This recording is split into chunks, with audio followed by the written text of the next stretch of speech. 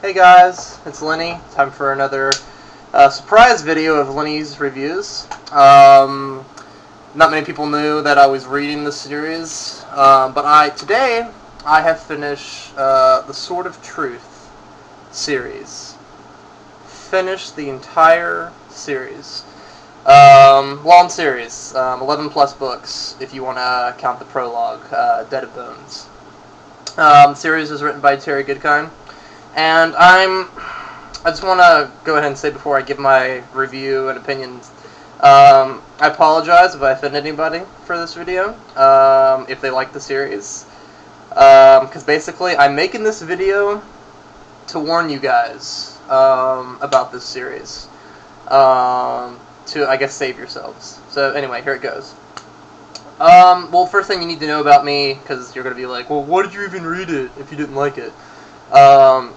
I'm OCD when it comes to like books or movies. Once I start something, I have to finish it. It drives me crazy. It's constantly on my mind. Even if I put it off for a while, it still resurfaces in my head, and I gotta finish it. So I'm really picky when it comes to like a series, a television series, or a series in books. I try to do as much research as possible as I can on it before I get into it, because I know I'm going to be stuck. So that's why I kept at it and read the series. So anyway, I'm not going to go over book by book. I'm going to go over the whole series as a whole, and in this video there are going to be spoilers. I am going to say some things, but the reason I'm doing that is to maybe prevent you guys from getting into it. So anyway, I need to breathe because the series just angers me in such a way. It's not even funny. Y'all have heard me rant about Harry Potter and like my hatred for this series is like magnified by 10 compared to my hatred for Harry Potter. Harry Potter is actually a good story. I've said that. If you're 12, not for your older reader. But anyway, I'm not going to rant on Harry Potter today. Horrible series. The Sword of Truth series. The first book in the series, Wizard's First Rule, it lures you in. It's actually quite interesting, and it's not half bad. And that's what got me. Basically, they got a hook at me, and they reeled me in. But as the series progresses, and they're also made a television show about it, Legend of the Seeker. I'm not sure if you guys have heard about it or seen it. And, to me, the television show was better than the book. And the television show was horrible. It's basically like it's basically our generation's Xena or Hercules, with Kevin Sorbo's Hercules, and so I mean, even though I liked Hercules and Xena when I was growing up, but that's not the point. Same kind of theme, but actually the same creators, Lucy Lawless, I believe. She did the whole interview on it. I'm trying to get people to watch the show when it was coming out. But anyway, as the series progresses, it literally degrades. It's literally a sinking ship in my eyes. And Terry Goodkind, to me, just looking at his work, especially this television show, I mean, even people that like the book and love the series, majority of them hate the show. They can't stand the show. It's ridiculous. I've read the first book, and I think I was on like book 8 or 9 when the first season of Legend of the Seeker came out, and I was kind of remotely excited. I was hoping that this television show could possibly be better than the books, since the books are so bad. This is one of the very few rare cases that a movie or a TV show is better than the books, which never happens. But the books are that horrible, I figured that this might actually be quite interesting. Anyway, as I was saying, as the books progress, they literally get more worse. It's just horrible, and I will tell you why. In every book, book 1, 2, 3, 4, 5, 6, 7, 8, 9, 10, 11, every book, He'd probably do it in the prologue if he could, but they're not born yet. Richard and Kaylin, they're, I've heard it pronounced Kaylin or Colin. I would call it Kaylin. You can correct me if you wish. But anyway, I'm going to call her Kaylin. They always are separated, or, she loses her memory, or, she's not supposed to get pregnant, and, she gets pregnant, and, oh my gosh, she gets beat up by these thieves, and, gets Falcon punched in the stomach several times, and then, she loses the baby, and then she loses her mind. It's everything in this series revolves around the drama bit of Richard and Kaylin. It is a romance story. I'm not bashing romance. I like some romance. Romance is good. But I swear, I feel like I'm sitting here watching Lifetime TV when I read about this. First book, Richard and Kaylin can't be together. Why? Because she's a confessor. If they have sex and she basically has an orgasm, she releases her confessor power, and it turns Richard into basically a mindless slave, and he loses his identity. Oh wait, at the end of the book, they discover that they can have sex because if it's true love, it overcomes it. Okay, that's cool. Second book, they just get married, and you're like, oh wow, this is awesome, this is cool.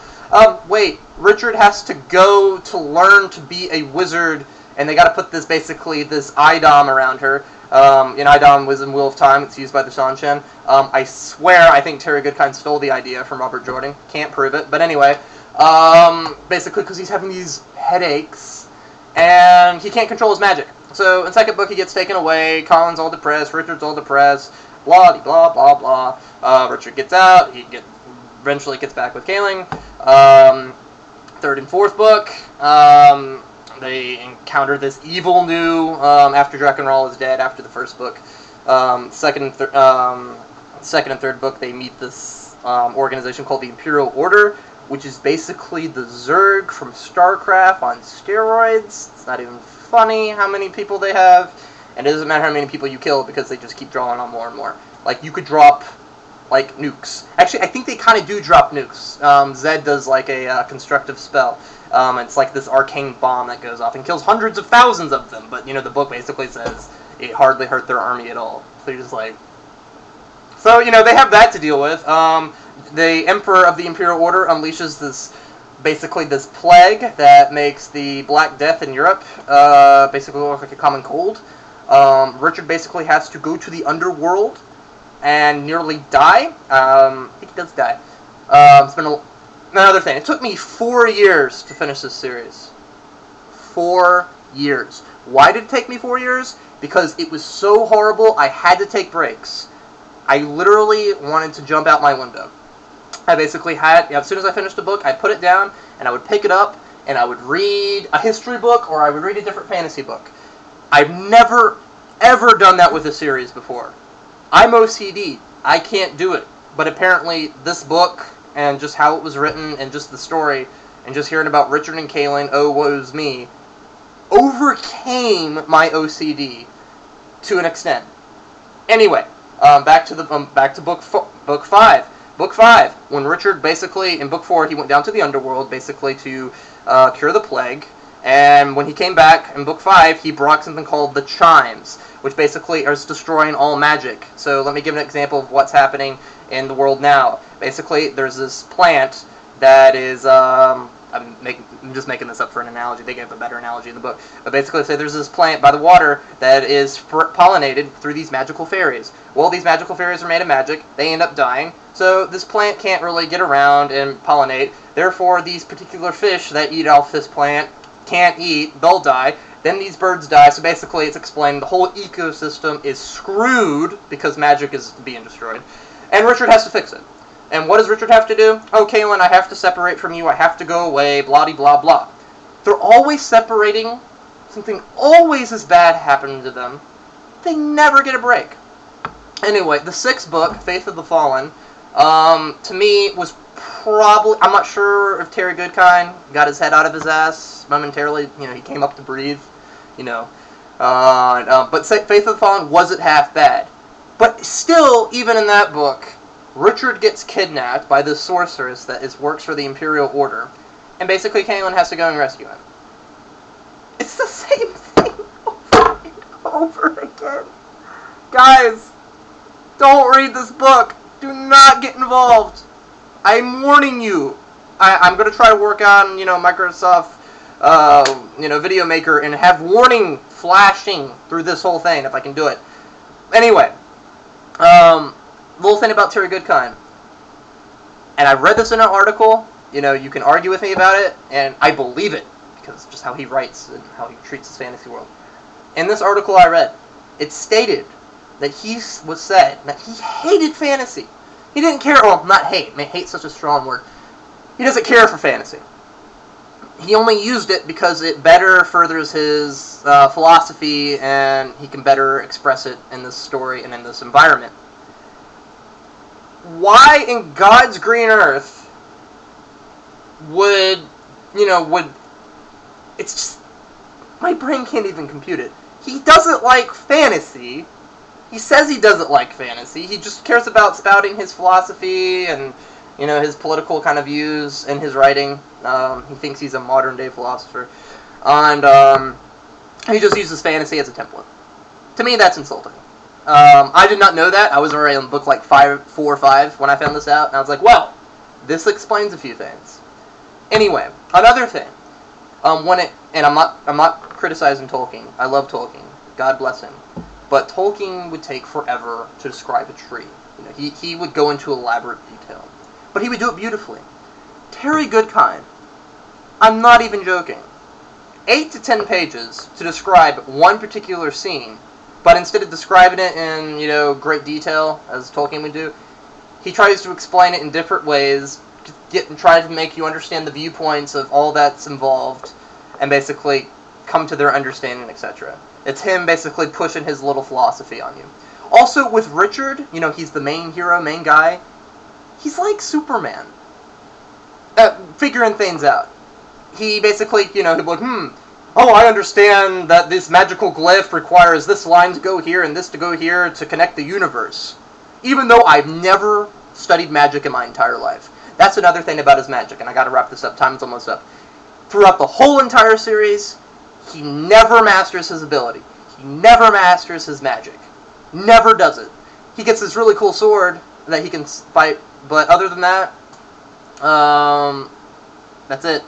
I mean, it's really ridiculous, guys. I'm doing this to warn you guys. You may like it, if you're really into that romance and that hospital bit, but other than that, don't read the book. Anyway, guys, Dragon Reborn review will come out in about a month or so. Take it easy.